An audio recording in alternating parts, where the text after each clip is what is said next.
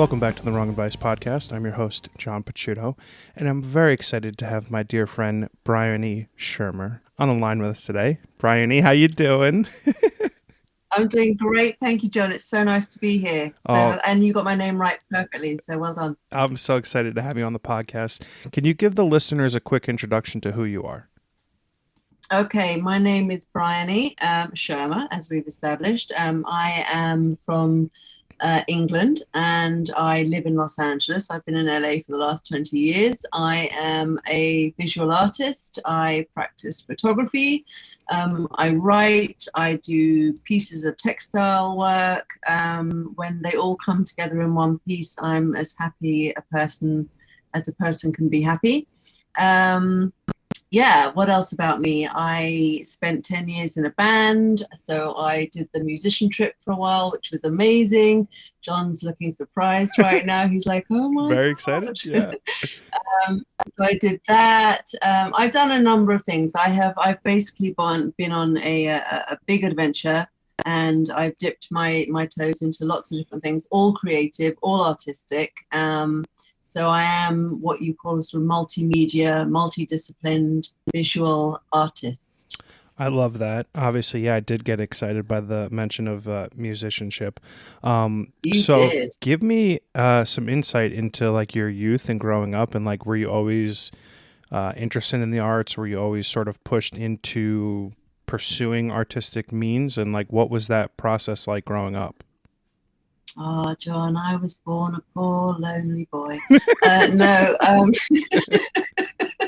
I was born in England, and okay, so it's super interesting because there are so many ways to attack this question because, I was born into a family. I feel like I'm 53 now. I'm 53, so I was born in 1969, and I feel that my parents' generation were definitely born and raised and sort of guided through a world that was completely different to the one that you and I now find ourselves in. Sure. So I always knew that I was an artist. When I was little, I didn't know that's what it was. But, I would come down at night and I would say to my parents, oh, I'm going to be an opera singer. And then the next night I would come down and say, oh, I'm going to be an interior designer. And then the next night it would be, oh my God, I'm going to be a tightrope walker. So there was always that sort of thing inside me that wanted me to do, I don't know, something that was extraordinary. Like I never saw myself as sort of working for somebody else or having that sort of job or climbing a ladder in any sort of conventional way. But my dad came from a much more conventional background. And I think that, his, the way that he had been brought up to sort of seek security and to follow rules and do those things, I think I provided something of a challenge for him. I mean, listen, we get along great, and he loves me, and vice versa. But I think that he wanted me to be safe. Sure. So he sort of sent me for an education that was not necessarily artistic, and I actually ended up going to a school where they really didn't recognize people as individuals. I went to an all-girls school. It was a convent, so there are those two things. Do you know what a convent is? I sure do. Yeah, I'm a good Catholic boy. Yeah, of course you do. You are, me too. But I'm a good Catholic girl. Yeah. So I went to a convent boarding school that was all girls, and they really didn't recognize individuality. They wanted to just move girls through the system, send them out at the other end to be wives and mothers. Neither of which I had, much interest in being. And so I was always in a lot of trouble at school. I sort of acted out because I had too much energy for the place. I wanted to be, throwing clay around and splattering paint about and just making a mess, basically, and exploring who I was as a person. So not to say that there weren't a couple of people who I met along the way who did recognize who I was and who, enabled me as much as they could. I actually had an English teacher who I adored, and she really instilled in me a love of books and reading. My parents are avid readers, so that was pretty much there with me from birth. But books, reading, writing, the power of words. Moving people in that respect was really important to me. So there was that. Anyway, ultimately they asked me to leave the convent because I was getting in too much trouble. Yeah. Yeah. So I then went to a school in London, also an all-girls school, but a day school at this point. Anyway, so I was going up and down on the tube, i.e. the metro, to school every day. And I was in London and I was sort of footloose and fancy free a little bit. So I then discovered nightclubs and, some bad influences and thoroughly enjoyed that. So, then I was in London and I was going to the Mud Club, which was an amazing club, and, just experimenting with both people and substances. Yeah, you could say drugs. Yeah, substances. There you go. That's a better one. So, I was doing that and just trying to figure out who I was.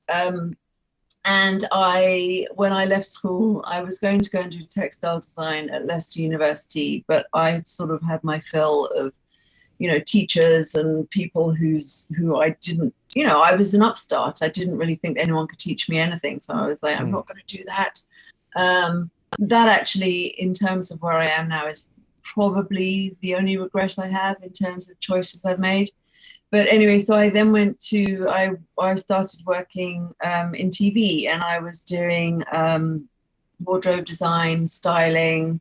When I was doing a lot of styling, because, this my draw to textiles and just all things colorful, and recognizing that I had an eye for that sort of thing sort of took me there. So I worked for an amazing woman called Penny Rose, who's a fantastic costume designer, and I assisted her for a while, and then I went on to do some TV. So I was sort of learning a lot about just different fields and loving it. And then, of course, I went to do editorial styling, and I was watching photographers, and I thought, okay, so back up just a tiny weeny bit.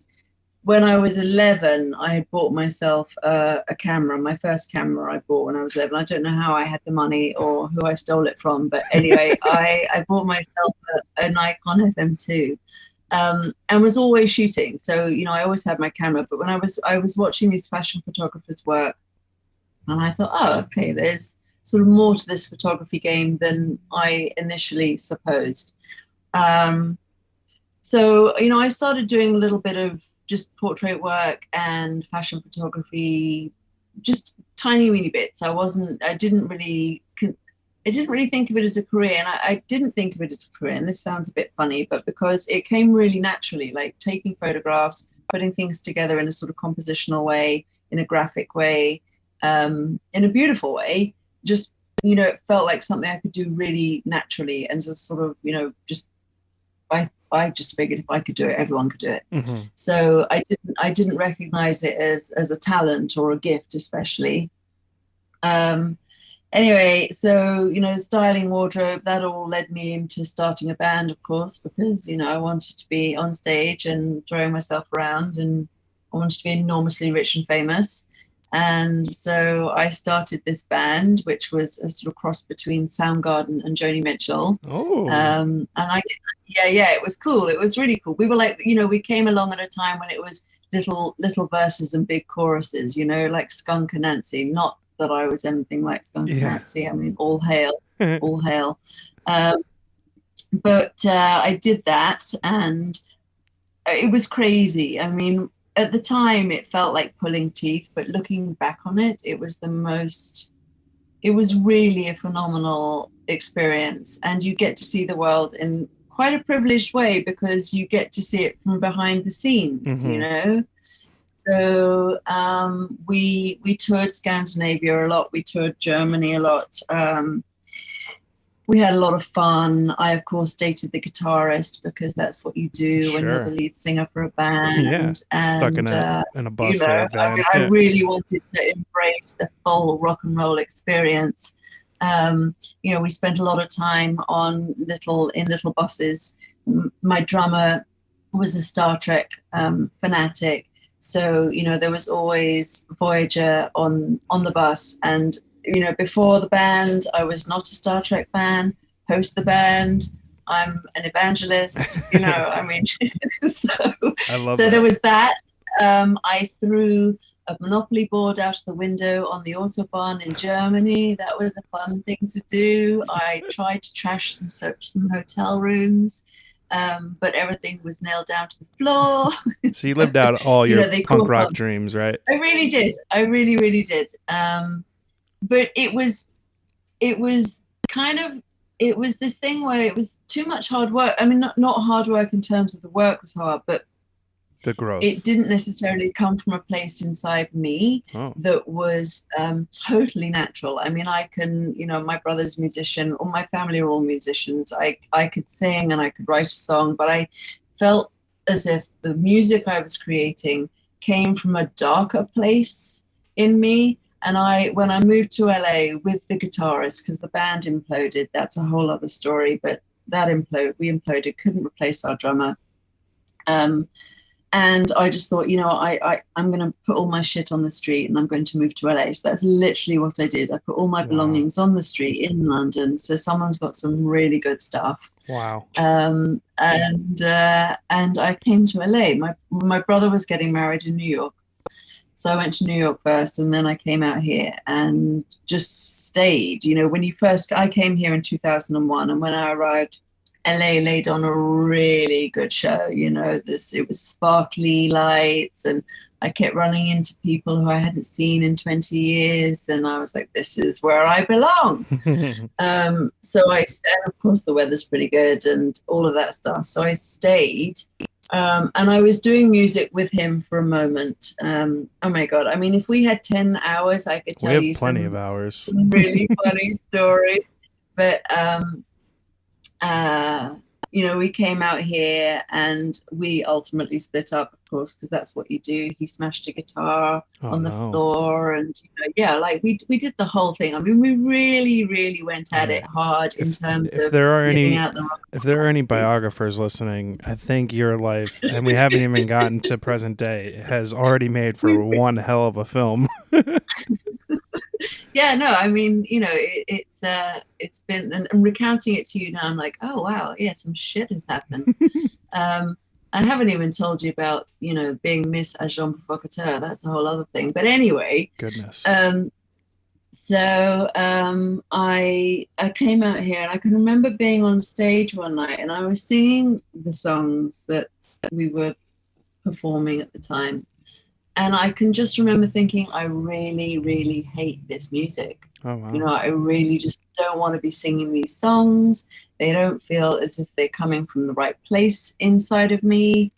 It just felt heavy. You know, it Hmm. just felt as if it wasn't coming from a light place.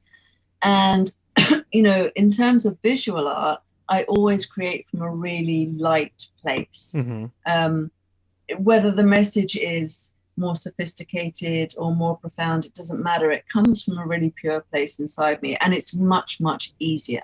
So the fact that it is easy and I have no resistance to it was probably the cues that I needed in order to follow that. Yeah. And I've been taking pictures in LA while I was here. I'd just been snapping the new environment and jacaranda trees and just various things. And I had found a lab in Culver City and taken some stuff in there. And there was a woman at the front desk. And every time I picked a print up, she said, you know, there's really something about your pictures, like they have a quality. And I would say, yeah, yeah, yeah, sure, cool. Um, and one day I gave a print to my sister-in-law, and she was a huge art collector and really engaged with and interested in the arts in a very deep way, and had a beautiful collection of art. And she had this print out on a table, and someone came into her house and said, oh, wow, I really like your new Uta Bath print. And I'd never heard of Uta Bath. Um, and I quickly sort of went and looked her up and had my little mind blown a little bit because I thought, oh, okay, so I saw this woman's work, was so moved by it, was so inspired by it, and just thought, okay, so this has a similar sort of energy, a similar sort of vibe, and maybe this is something that I should run with. So I had a show here Was that at your a first little show? gallery. That was my first show, yeah. What year was that? Um, that was 2001 Wow. or 2002 probably. So I had a show, and it was a tiny little show of various things that I'd shot. Um, a gallery that doesn't exist anymore, which is a real shame, but it was the Rose Gallery in Venice, and that was a bit of an eye opener. So people came, people bought, people enjoyed, and that was nice. And I felt much more in control of that sort of environment than I ever did inside of the music thing, which was just, that was that. So then I went off on this crazy artistic journey in Los Angeles, and it really afforded me the space and the time, which was amazing. I could live here relatively cheaply compared to London. I had a bit of money saved. So, I just allowed myself to sort of put myself through what was a little sort of foundation course. I did some silk screening, I did some photography, I started sort of really looking at my interest in textiles. I, started writing a little bit more seriously. And I sort of really went down as many avenues and tangents as I wanted to go down. And I did this little series for a guy that I dated for about 5 minutes. But I did this series, which was, he was a painter, and I was so as you can see, I really like all the cliches. I want to date the guitarist. I want to date the painter. I've dated you certainly have a type. Drug addicts. Right. I like the extremes. So I'd made this little flick book, and it was a silhouette of me taking my clothes off. And when you say flick book, you mean like it's a flick book. Like it's a flick book with like drawings or photos? No, like photographs. Oh, so like each one would be a different. I put a projector behind me, and I basically projected my shadow onto a wall, and then I trod on my my sort of time release. I had it under my foot, like the cable that what's that cable called? release, yeah. Thank you very much. Yeah. I had that under my foot, so I trod on the cable release, and I had it on, and I just took my top off and I took my jeans off, and I created this little flip book. And That's it was so very cool. That is so cool. It was really cool. Yeah, I mean, I've got one here somewhere. I've got one right here, actually. Hold on. I'm going to show you. I know no one can see this. Yeah, no, it's okay. But I am interested. That is so cool. What a wildly unique way to like give someone a gift. And I would never have thought to flirt with a boy. A wildly unique way to really impress a bloke. It's funny. I used to make these little doodles on the bottom pages of my school books of like people kicking balls around. Yeah, right. Yeah. Yeah. So cool. So hold on. And I've never flicked this with my left hand before, but here we go. Oh my God, that is so fucking cool. Wow, that's so cool. That is so cool. Holy shit, I need to do that. I mean, with someone, not me, because that would just be like frumply and unbeautiful, but that's so cool. Wow, that's awesome. Thank you. I want everyone on this podcast to know that John's just stolen my idea. I will give due credit. That is so cool though. I'm actually I'm seeing this recently again. I thought, that I need to turn this into a little NFT. Absolutely. So, into like a GIF. Yeah. Oh my God, that would be so cool. Yeah. Yeah. Anyway, so I did this, and then I thought, I'm going to do this whole series of silhouettes of me doing various things, and I'm going to put them on really colored backgrounds. And then I was driving down Fairfax, and I saw the first iPod ads that were people dancing in silhouette with really bright backgrounds. And I was like, shit, Apple stole my idea. Yeah, they were probably listening in. To your podcast. Yeah, right.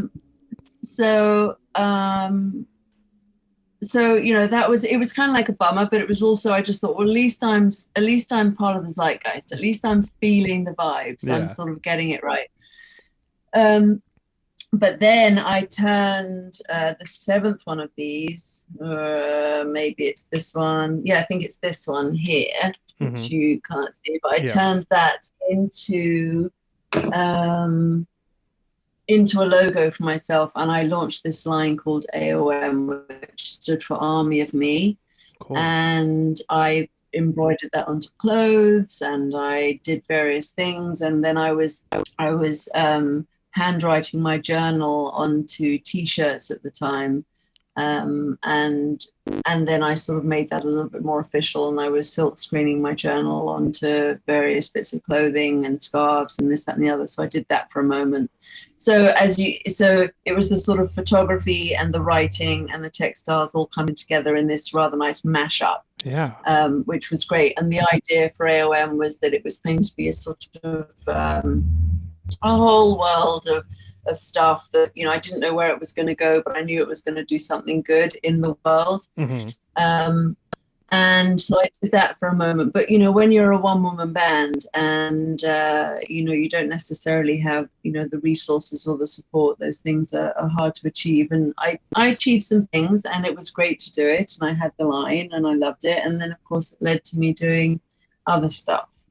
So, and actually, it still kind of exists within the NFT space. I'm really excited about the idea that these ideas can have a rebirth and a reboot, Oh and yeah. can sort of find their way back into what I'm doing now, and just back into the world in general. And that suddenly I have this space where all of these ideas that have been dormant for a moment can come back to life. So, that's super exciting. That is really awesome. I mean, I often say how jealous I am of artists and photographers and musicians and whomever, whatever their discipline is, that at a young age they had this love or this passion or this realization of the thing that they loved, because photography came to me super late in life. I was 35 years old when I lost my job in the pandemic and went on a road trip, which, sort of reopened my eyes to the things that were important in life and like what I wanted to be and who I wanted to, what I wanted to do with the rest of my life. So like for you, Mm. being able to know from such a young age what a passion you have for a multitude of arts is a bit, I am a bit jealous of that. That's pretty awesome. Um, Yeah, but you shouldn't be jealous of that at all, because actually it leads to some chaos, that's okay as though. you know, as you are hearing it. But I know that ultimately it all comes together in something. Like I'm trying to create a little world here. And I had dinner with a girl last night, and I was with a group of friends, and this girl who I've met a couple of times before, but we ended up sort of having a one-on-one conversation about exactly this. She was interested in the NFT space, and I was just talking to her about the people I'm meeting here and the kinds of artists, and just that there are a lot of people in the space who are doing lots of different things, and that they feel really energized and revived by this space because it allows them to be themselves. Hmm. So, and she was explaining it back to me and saying, but don't you see that, the education that you had and the upbringing that you had forced you to be flexible as an artist, because you were sort of bending to other people's whims all the time. Ooh. And it was really a crazy sort of, it was something that really resonated with me. But I was listening to her and thinking, that is exactly why I am the kind of artist that I am today. And while sometimes it's hard to wrangle all these different things, it is a really pure expression of actually who I am and how I was brought up. Oh, I actually love that. That's pretty fucking awesome. Like for me, it's just I sort of stumbled in the fact that I love to make photographs, right? And I don't care whether that's a picture of a flower or a person, or a pile of trash on the street. It's just the ability that photography has given me to express things that I'm feeling in my everyday life is something that I'll be supremely thankful for. Hopefully 50 years from now, Yes. assuming the world doesn't Yeah. end. um, Yeah. No, I mean, that's amazing.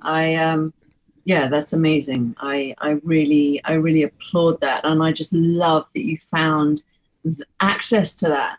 I Yeah. mean, do you not just give thanks all the time? All the time. I mean, I do.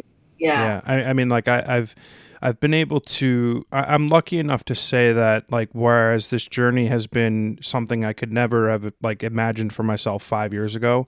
Um, like I wake up every day supremely happy. Like I wake up so comfortable in my own skin and so sure of myself that like I 5 years ago, 10 years ago, forget about it. I had no idea who I was or what I wanted to be. I just wanted to make more That's money. amazing. I just wanted to be, more important. I just wanted to have a bigger house or a better car or a fancier watch. And none of that shit matters anymore. Like I just want to create things that are an expression of who I am as a human being and have conversations with people about what type of expressions they want to exhibit in their lives. And it's been just like such an amazing transformative 2 year period of my life that I'll be supremely thankful for the rest of my life. So this morning, I was in a Twitter space and it was centered around this idea of purpose. And I was talking about how in 2017, I suppose, I had some physical issues that were really wreaking havoc with my body. I was not able to really leave the house. I mean, I'll leave the gory details out, but I really, yeah, I was pretty much housebound, and I was terribly anemic, and I was not well, and for whatever reason, I hadn't sought medical help, which I ultimately did. I ended up going into hospital and having some blood transfusions, which I recommend, by the way, just in terms of, it's cool. Anyway, but while I was in there, they gave me hospital blankets, and I had always been a writer, but I had been working on this series of pieces that were my top 10. So I took my top 10 songs and I embroidered them onto pieces of silk, and I turned them into big pillows, and they're beautiful. I mean, they're beautiful pieces and great, but something in my brain and in my heart really wanted me to actually commit to writing and saying the things that I really wanted to say and I really wanted to write. So while I was in hospital, I thought, okay, well, this is going to be it. And I'm getting to a point, I promise. So I started doing these pieces, and anyway, I started doing these pieces, and I did 9 essays / letters / long form poems.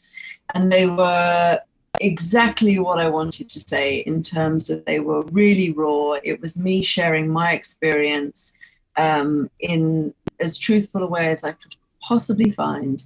And I had the same experience and feeling that you're talking about, which is that suddenly everything was at peace. Like I was completely at peace inside my body. My true nature, my soul was at ease. I didn't have to fill any voids. The universe sort of opened up to me in a way that I hadn't experienced before.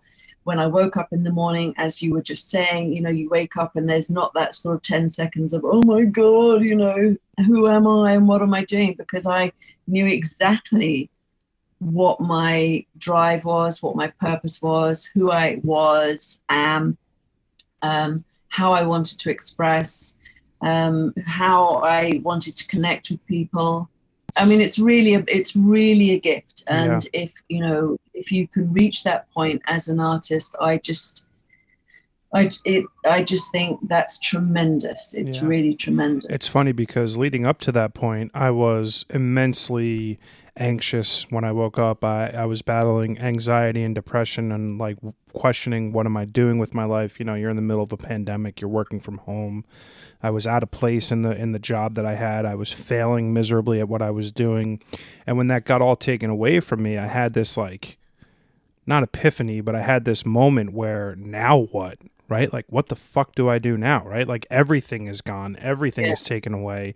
And when you have an opportunity, and I look at it as an opportunity, other people could look at it as a negative, but when you have that opportunity to spend some time in the quiet of yourself and be introspective about the things that you want out of your life, it can go a long way. It can give you purpose, and it can give you clear indications on the things that you're supposed to be doing.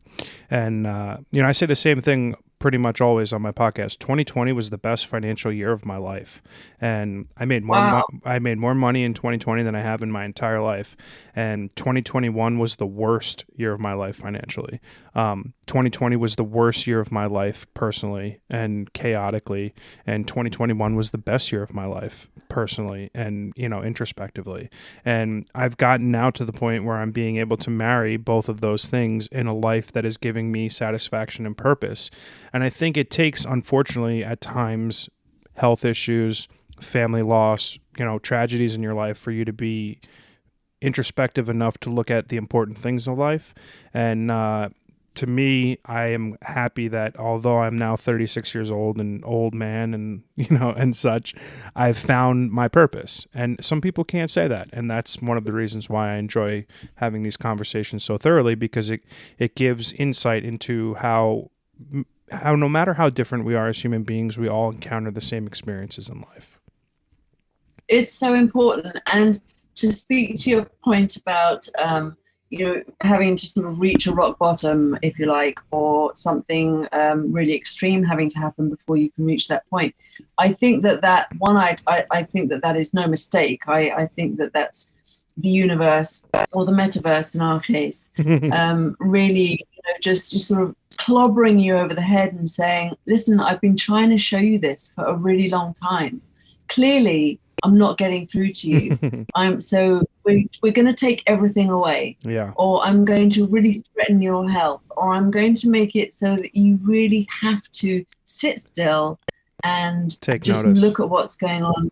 And I think a lot of people don't do that. They panic in that moment. Oh, sure. It would have been very easy for me to immediately have jumped into another job making six figures, and like, go right back into it, right? And if I hadn't been for that pause and that respite, I would not be in the position I am today. Yeah. Again,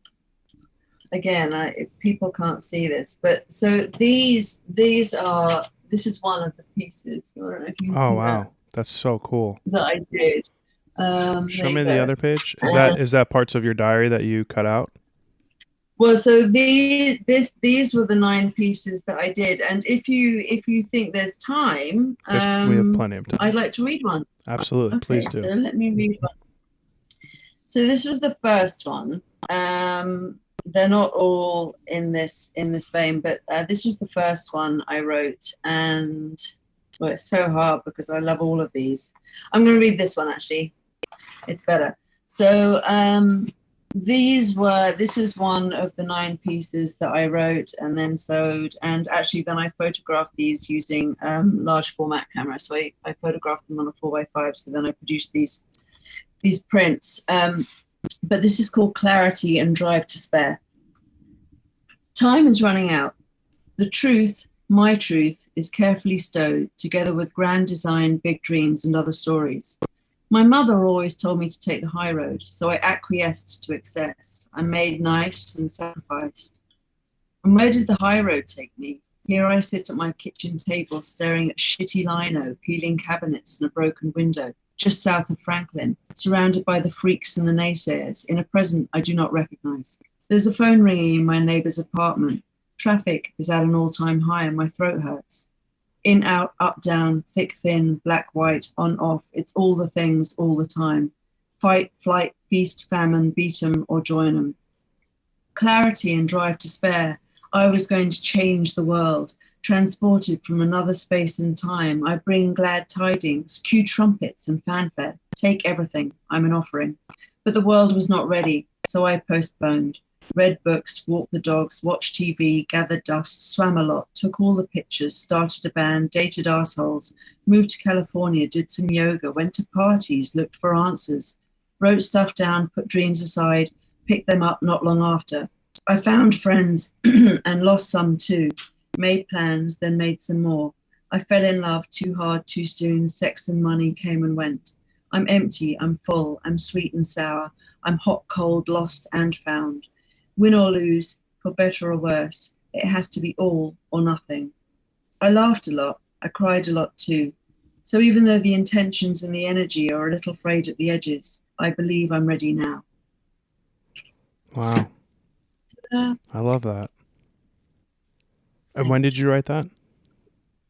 You were like in the These were all hospital? written in like 2017, in and around.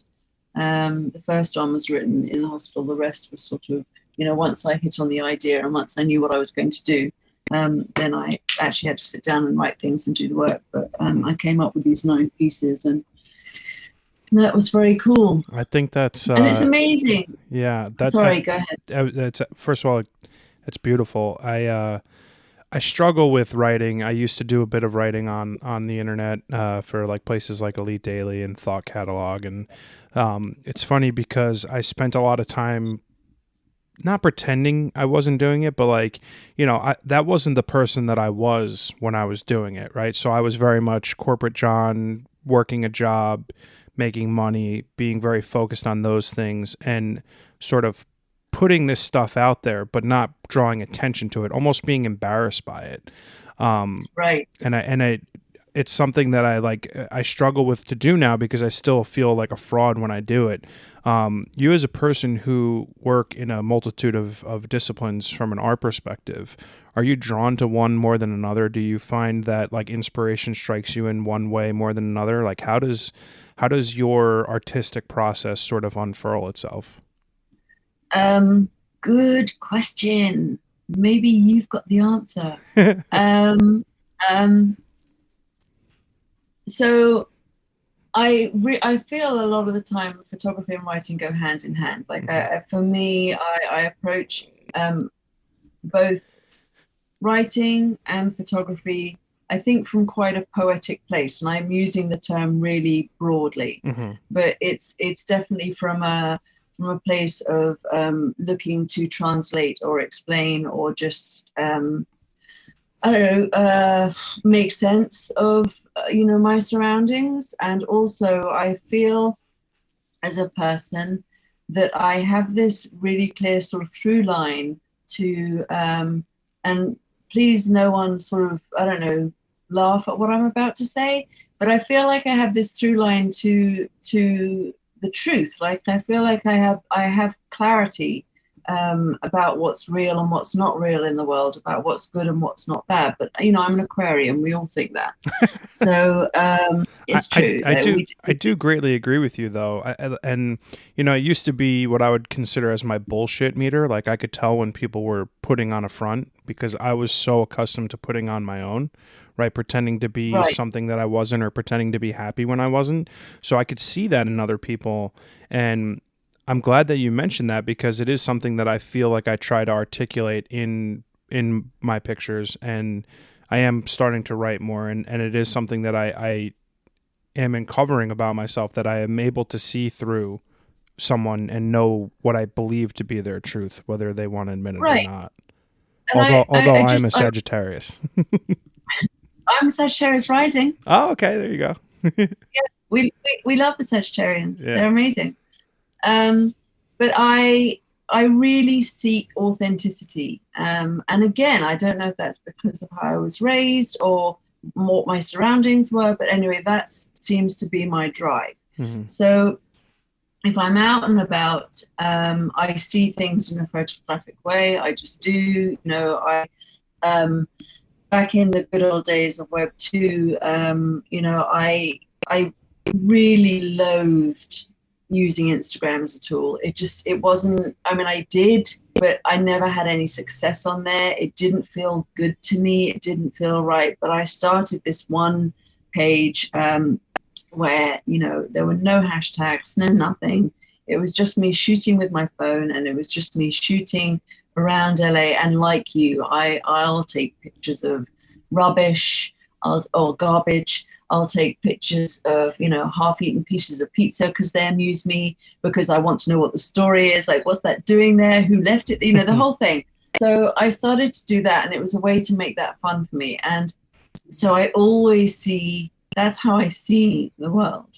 As I'm walking along, taking my pictures, I'm also constantly writing. Like, little things come into my head all the time.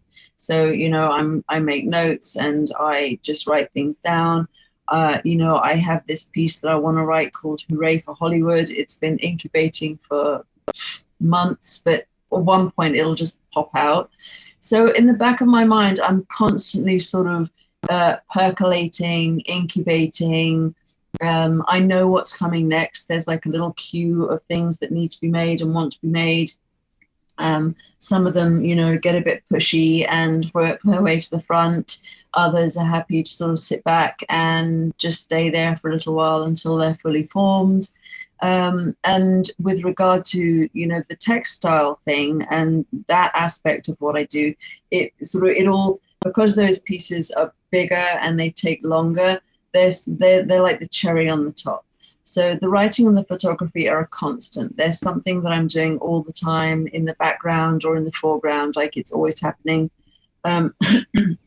And then they usually sort of climax in this a rather bigger project. I spent the last 3 years making a quilt, which was everything I've ever done. So I spent 3 years making these tiny little tabs, which I hand sewed, which were everything I've ever done, Wow. from the mundane to the confessional and then I sewed those together and I created this giant piece, which it's having a life of its own in a show right now. But and I photographed all the tabs. So again, there's always these things. It was writing, it was photography, it was all came together as this one big piece. So my artistic process, I don't know. It feels messy in my mind, but I also have to totally trust it because it's always been this way. And somehow I've managed to create what I consider to be really beautiful and important work operating in this way. Mm-hmm. I always suffer from imposter syndrome. I don't think that I know enough. I don't think that I've learned enough. I'm sorry to interrupt you. I'm so surprised to hear that. For a multitude of reasons. Number one, it doesn't come through in your work at all. To me, the photographs that I've seen, the NFTs of yours that you've created, strike me as coming from an immensely confident place. And that was actually going to be my next question, was how do you deal with imposter syndrome and confidence issues? Because I struggle with it daily. I perhaps because I am so fresh and new in this journey, in this career, that it's simple to compare myself to other people and other people's journeys. But that's naive of me to compare myself with someone who's been doing it for 20 or 30 years. But how do you, as a person who's had wild commercial success and, digitally and in real life, obviously, how do you get struck by imposter syndrome? Well, I'm an artist, so I'm by nature a sensitive soul, and I'm looking for answers all the time. So from that respect, I think that most artists, a lot of artists, some, whoever, we inhabit the world in that way. So while I am at this point in my life and in my sort of artistic journey supremely confident about my abilities, I know that what I do is based in experience. I know where it comes from inside my head. I know I'm an artist, through and through and through. Like I have no what's the word I'm looking for? I've got Doubt. no. Thank you. God, simple word. I have no doubts about that. But there's still, I'm still operating in the world. Mm-hmm. And, I still look at other people's work and I'm blown away by it. And I just, it just, for a second, it always registers with like, oh God, that person's doing something that either I'd like to be doing, or they're doing it better than me, or they know more than me, or they've chosen one thing. For me, I tell you what it is. I think is if I see someone who's chosen one thing and they have learned everything they possibly can about that, I have envy, because that's not what I've done or how I've operated. But going back to this idea of trust, I have to trust that the reason I am who I am, and the reason I'm making the things that I'm making, and the reason that I'm doing what I'm doing is because the muse or whoever it was decided that this is how I should be operating in the world. So I enjoy that. So I fall back quite a lot on, as we touched on a little bit earlier, the sort of world creation, that I'm creating my own little world. And if that's through engagement with people, or if that's through, my personality or my writing or being able to encourage other people or whatever it is, like if I can inspire people, I often think that actually that's really my job as an artist. So right now I have the utmost confidence in what I produce. And I will say that, the NFT space is really taking me into a place where I'm beginning to have the utmost confidence about who I am. Not to say that I don't wobble from time to time, because we all do, anyone who's in the NFT space or spending any amount of time on Twitter, it moves so fast and it can really rock your world, and emotionally and mentally it can be something of a challenge. But we get through it, and we're all kind of in this boat together. So I don't know if that answers your question. It does. But, you know what's funny? I as like a human being, as like the question of who's John, like I'm incredibly comfortable in my own skin. Like I know who I am, right? Like I'm supremely confident and comfortable in who I am, my sense of humor, my values, all of those things. But my imposter syndrome extends to my comparison of myself and my journey in the art space and where I relate to other people in that space. So in that regard, I do relate to what you're saying. But for me, it's like I've had to sort of detach myself from social media to some degrees and Twitter and the NFT space, because for instance, I dropped a collection of NFTs, I don't know, a couple months ago, of like 21 one-of-ones, in which I was including the physical negative of the street photos.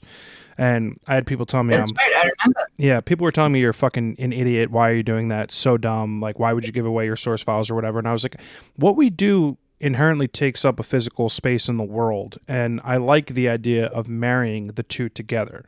And I had a range of prices starting as low as like 0.1 ETH all the way up to like 2 ETH. And over the last couple of days, I started burning out my collection, because I realized at like $300 or whatever the price of ETH is, for 0.1, I was like, that is incredibly undervaluing my work as an artist and my work as a photographer and what I'm creating.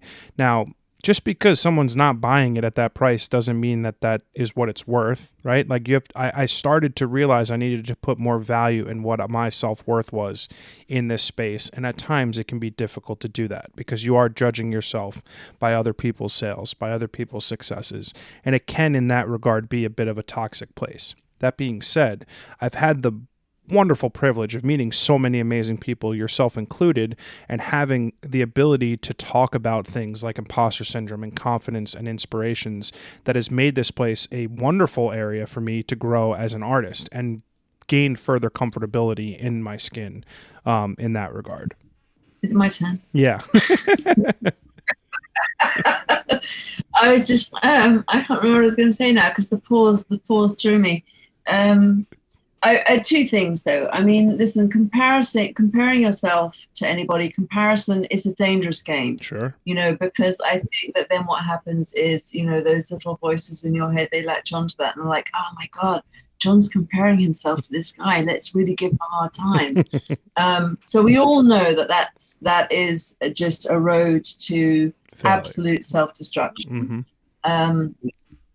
I think that it's really interesting, the point you brought up about valuing work, because I launched my collection and I priced it again low, because I felt like I was coming into a new arena, it's a new platform, and I just intuitively felt as if I needed to sort of work up to other stuff, and because I was there for a matter of weeks. Mm-hmm. And there is you do need to sort of pay your dues somewhat.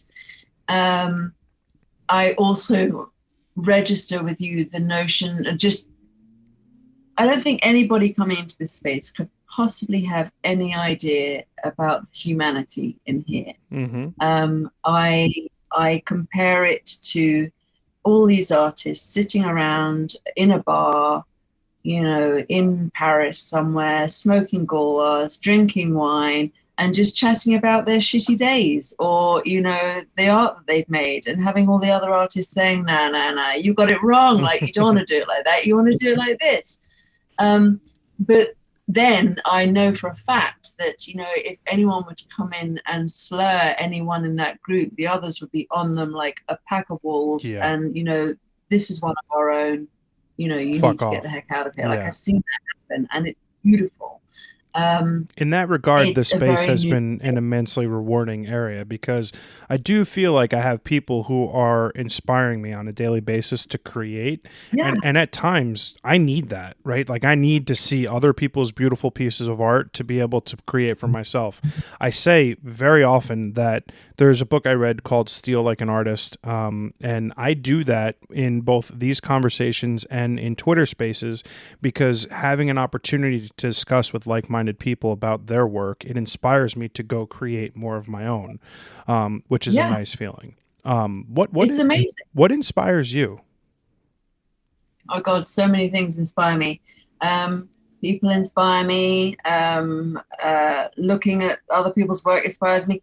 Films inspire me. Music inspires me. My own brain inspires me. I mean, there are often times when and this goes right back to when I was sort of writing songs and stuff, but some things will just arrive in my brain fully formed. And when that happens, it's, like, whoa, where did that come from? But I'll take it, Yeah. I mean, I'll thank you very much. I am inspired by books. I love to read, and when I'm reading, my brain can go off in a visual sort of, on its own little journey, and I will suddenly find myself, imagining or reimagining something that I want to make.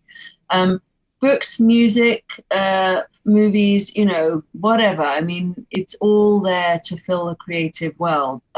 Being out and about, meeting new people, traveling, all these things, they are there to inspire. Staying in one place does not do the trick. Looking at the same thing every day does not do the trick. So I think it's just, as soon as you put yourself in a different situation, as soon as you're looking at something new, as soon as you are meeting someone new, just putting yourself in the way of not exactly danger, but just it's Out of your comfort zone. Yeah. I don't drive in Los Angeles. I used to, but I don't. I haven't for the last 6 or 7 years. So I spend a lot of time on the bus, and I love being on the bus because I can read, and because I can sort of reclaim that time to sew or read or whatever. And I read this article, not really recently, but I read an article once about how the art of daydreaming is being lost. And the art of it, the imagination is being taken away because people are constantly either on their phones, or they're scrolling, or they're texting, or they're distracted. Interesting. And how healthy it is to actually just sit and stare out of a window. So if I'm on a moving bus sometimes and I just sit and stare out of a window, my mind wanders, and then I find inspiration. It comes in, and that, it is a muscle. I do believe that it is something that you have to give yourself time to do, just to daydream and just to let your mind wander, because if you are an artist, that's an essential tool, I believe. I could not possibly agree with you more. And I feel like in my experiences, whether it's just me on a train heading to the city, or, I like to spend 15 minutes in the morning and 15 minutes at night. I'm going to use the term meditating, but that's not necessarily what I'm doing. But I've unplugged I've unplugged myself from my phone and the going-ons of the world and social media to just be present of like who I am and what is going on. And it's made a marked improvement in my creative process, and has been really helpful for me. You've obviously like accomplished a lot in a career that's encompassed 20 plus years, whether it's these really fucking cool flip books, songs, writings, murals, all these things that you've done. Is there anything that you look at that you've created and it's the like one thing that you're most proud of that you've done or accomplished or sold or created?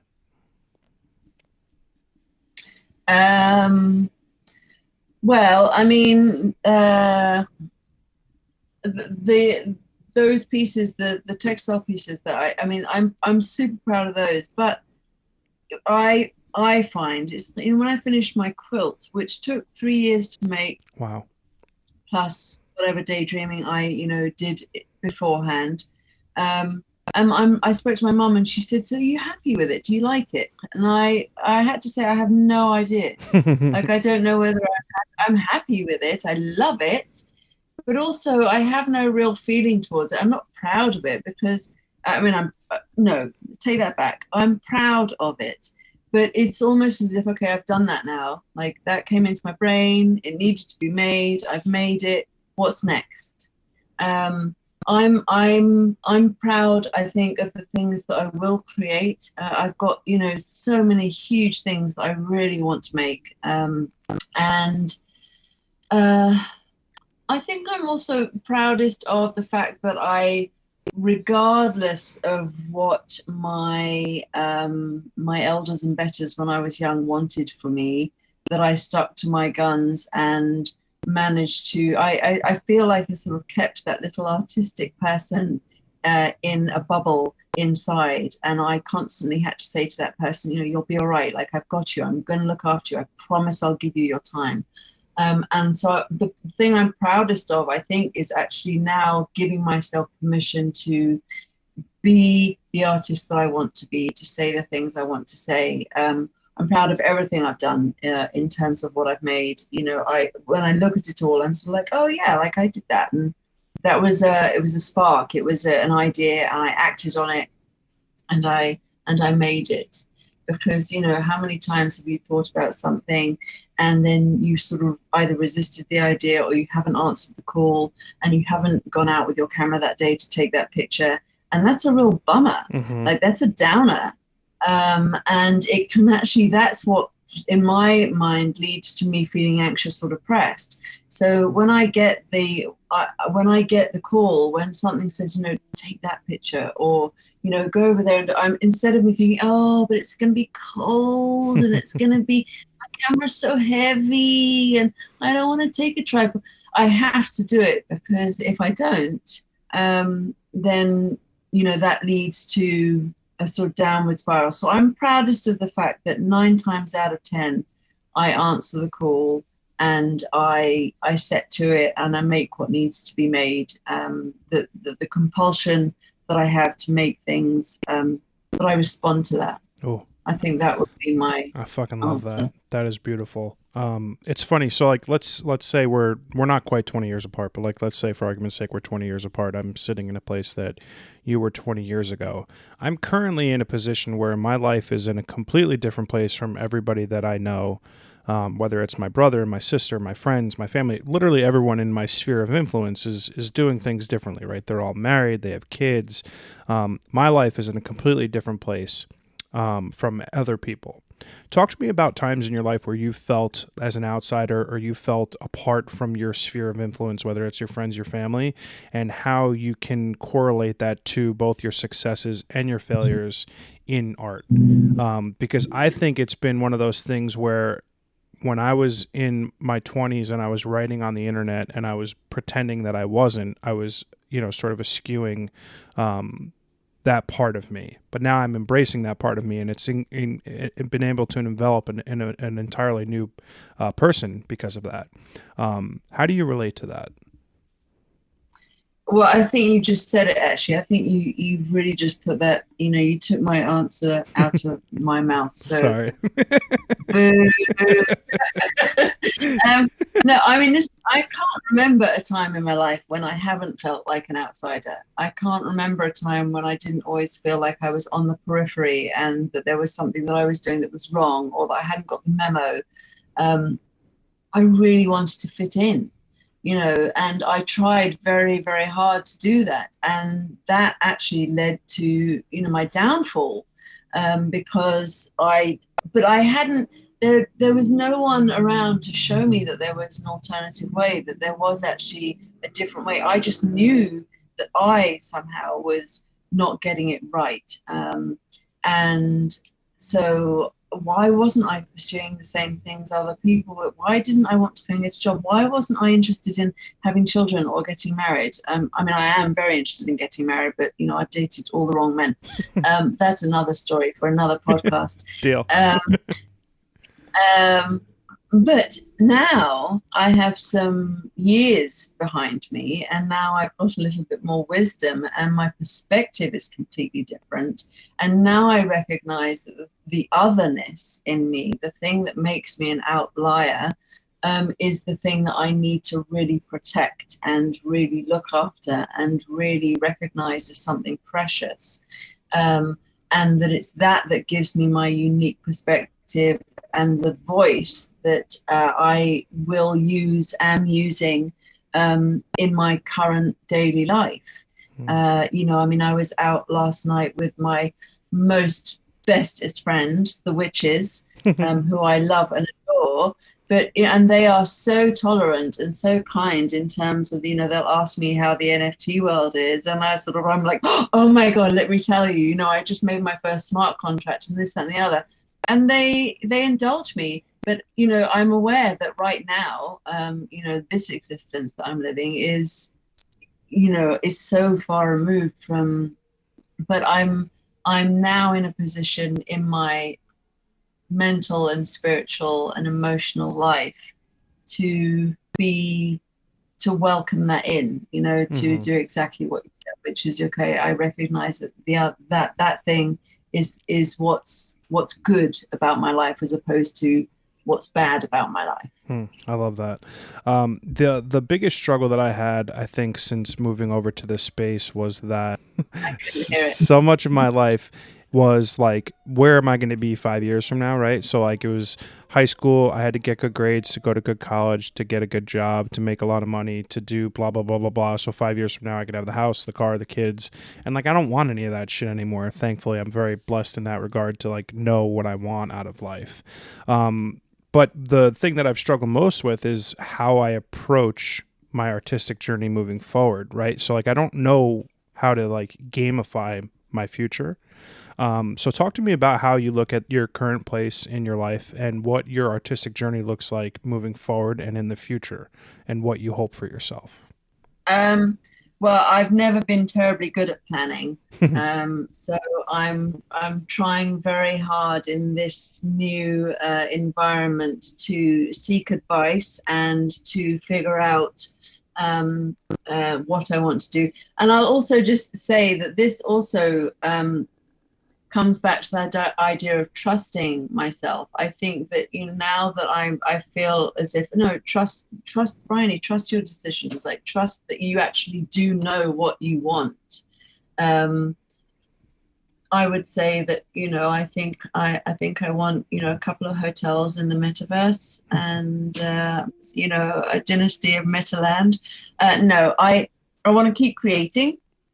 Obviously, I want to use this space to showcase both new and old work. I want to broaden my horizons artistically a little bit so that I'm going to reinterpret those pieces or the pieces that I've done that don't necessarily fit into the space and learn some new skills. I want to really find my voice and position inside of the space so that I can be a pillar in the community, so I can be someone who actually plays a role. I want to just continue making and selling the pieces and being of service. That's also important to me. I don't yet know how that looks or how that's going to take shape, but I know that that's something that I want. And I really just want to be able to afford to keep creating and being an artist. And to one, give myself permission to do that, but also be able to physically and financially be able to do that, because that's my drive. And so I think it's a lesson for me in giving and receiving. I think that I've always been really good at giving, and I haven't necessarily been great at receiving, and now I want those two things to be really mutual and mutually respectful. And have some positive impact, Yeah. and really create art that comes from an authentic and a good place that, if it inspires other people, then so be it. Yeah. But as I said in that one piece, I mean, I feel like I'm an offering. So, have it, take it, people. My blood and guts, it's all yours. The selflessness that I've experienced in this space is a wildly inspirational thing, and to be honest, like a bit surprising, right? So like in all of my life experiences, more or less, people's relation to my interactions with them is like, what can they gain from me, or what can I gain from them? And being in a space of people that are incredibly selfless and they want to see everyone be successful and grow and eat and travel and enjoy life, is just such a wildly inspirational aspect to this community that I feel super blessed to be a part of. Yeah, it's cool. Yeah, it's really, really It's really fucking cool. cool. Yeah. I I mean, not to say that there aren't bad actors out there and yeah. that there aren't people who are operating exactly the same way as they did in, anyway, you know what I'm saying. Mhm. I mean, I've been fortunate thus far to fall in with people who are nothing but good. And I think that, as I just touched on, the sharing aspect and the selflessness aspect. Um, the, I think the thing people they don't understand about that is that, if you are giving, then you are also receiving. Absolutely. So it's it's a kind of selfless but also a pretty selfish act, and that's cool. Like, it's Yeah. okay I to agree. be I agree. selfish, because if you're doing it in the right way for the right reasons, and you're also managing um, to give at the same time, I think that that's healthy. I Mhm. think that, when people do nothing but give, they give themselves away, and then they have nothing left for themselves. Mhm. So I think there's quite a nice balance at the moment inside of the NFT space, where people are lifting each other up and people are also asking for assistance. And so far, it's been nothing short of a really joyful interaction. Yeah, I love that. I like to spend the last bit of every podcast doing sort of like a Q&A. Some Oh of yeah. them are super easy. Some of them are a little bit more in depth. What is your favorite book? Oh, You that's you can give too hard a you question. can give Oh me a my couple. God. You can give me a couple. Um, there's a David Mitchell book Mhm. called Cloud Atlas, Okay. Yeah. Love the movie which too. I absolutely adore. I mean, I will try if I can to read that book, once every couple of years. It's just so brilliant. Mhm. It is called Cloud Atlas, isn't it? Yeah. Yes. And if anyone hasn't read it, I highly recommend it. The writing is stunning. The construction of the book is incredible. The stories that he weaves are sublime. I love that book. Um, I'll take anything by Charles Dickens. Those are just a good read. I'm looking at my books over here right now. Oh my God, there's a book called Everyman by Philip Roth that also just blows my mind. Joan Didion, big favorite. Oh my God, what's his name? Can't remember. Oh well, never mind. I'll have to leave that one behind. And Pride and Prejudice, which just is always on the list, Oh, because it's the most romantic book. Mr. Darcy is he is the number one romantic hero of all time. Especially when he's played by Matthew McFadden. I mean, my God. So those are a few. Those are a few.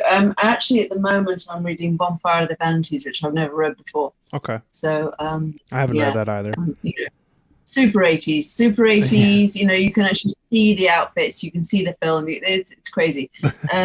But anyway, those are a few. And there's a writer whose name I can't believe I can't remember his name. Anyway, not to worry. Maybe I'll DM you with that one. What is your favorite movie or movies? with the questions, John, the hard ones. I mean, oh my God. Hmm, this is tough because people really define you by the movies. Um, It's hard for me. I have like about 1,000, so I totally understand. It's such like a shitty question to ask because there really is no right answer because it's a mood based well, there is no question. right answer. Yeah, I mean, there's no right answer. But I mean, okay, so last night we were talking about Manchester by the Sea, and now I'm just sort of naming films because they're coming into my mind. But I have to say that Manchester by the Sea is a film that I absolutely love. Um, Very heavy film.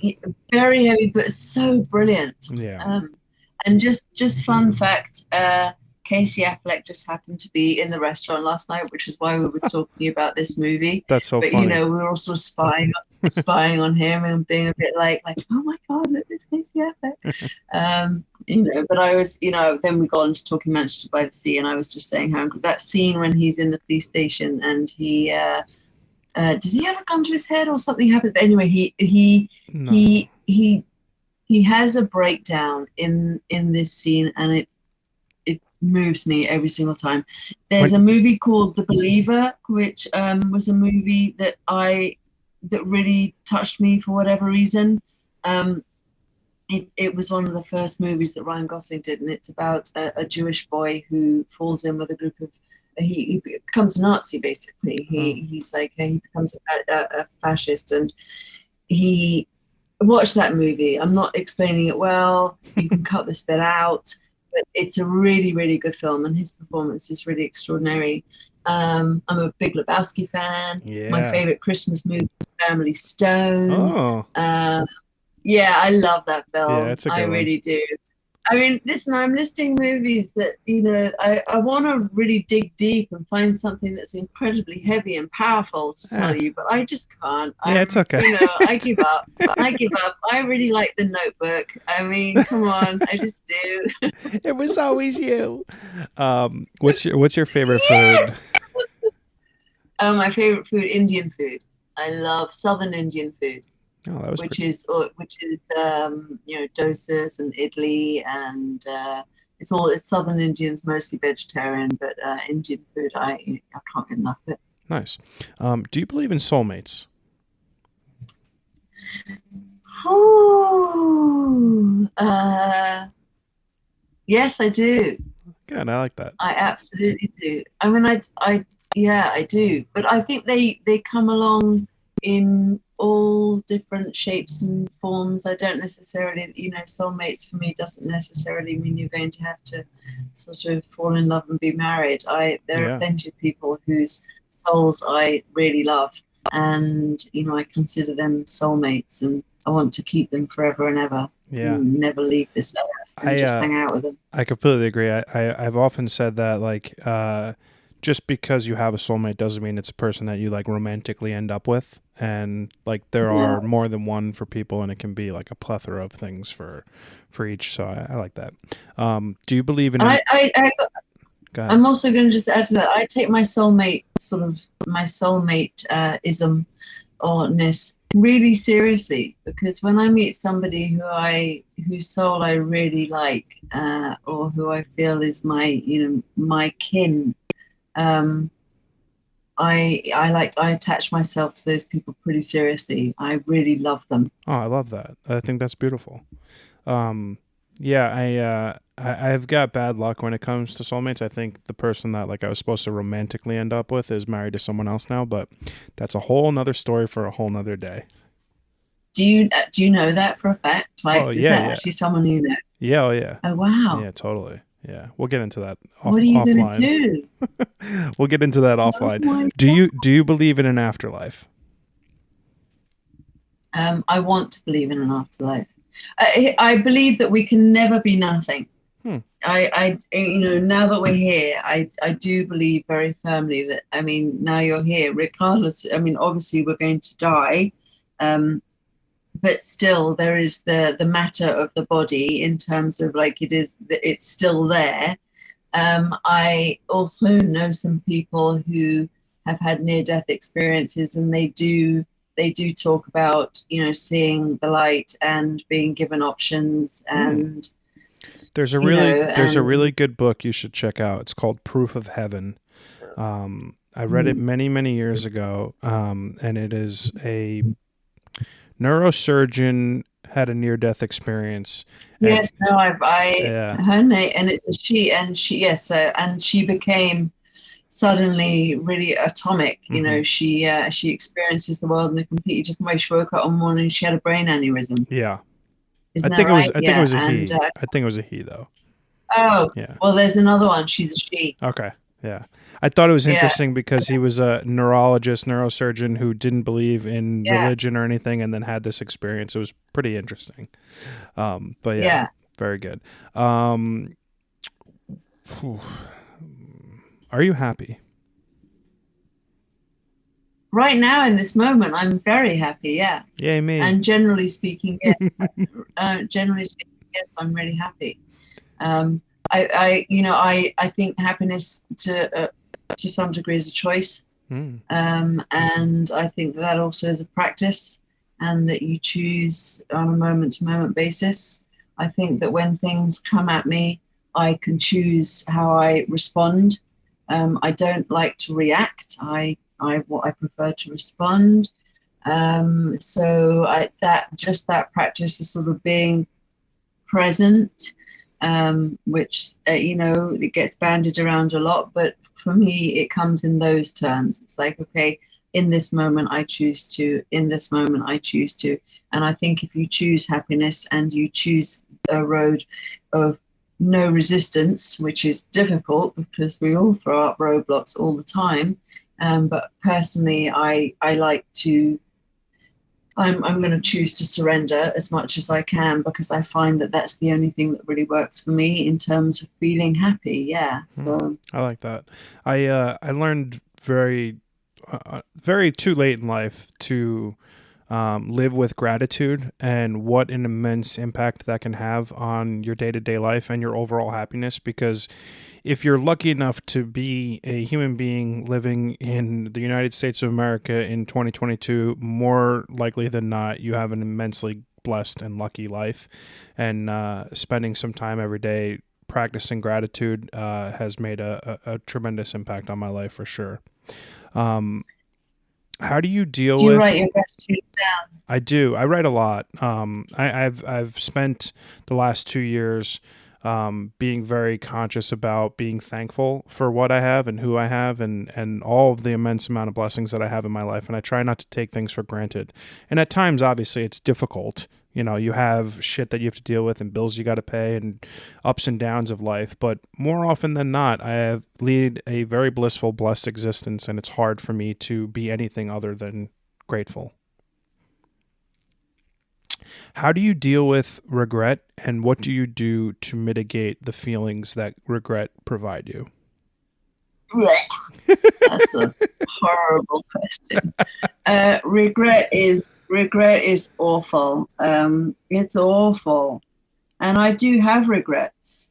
And some of them spring from things that I have done that I'm embarrassed about, or, but the opposite side of that is forgiveness, right?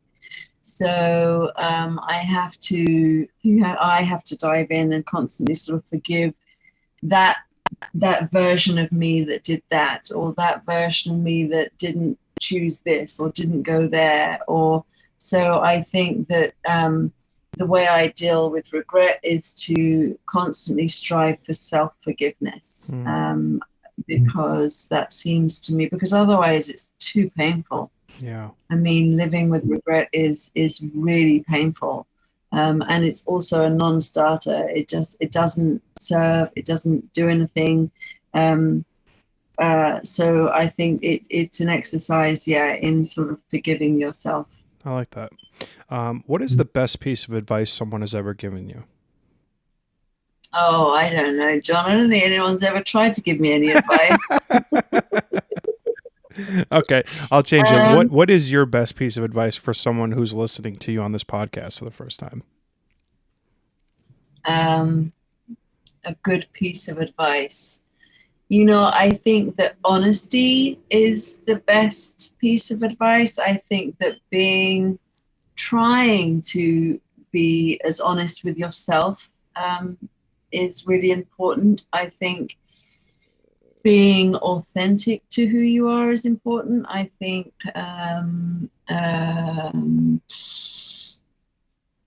hard to sort of wrap up a piece of advice in sort of a neat bow, isn't it? But for me, I think it's really, really important to be as authentic to yourself as you possibly can. And when I say that, what I mean is, don't let other people tell you things, and don't act on things that people tell you if it doesn't feel good or right to you.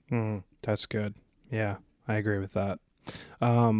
Last question. Give me trust yourself. There you go. That's what it is. It's trust yourself. Yeah. Trust yourself. Trust your gut. Yeah. Yeah. That little voice inside your head is usually right, I've found. Trust it. That's your guide right there.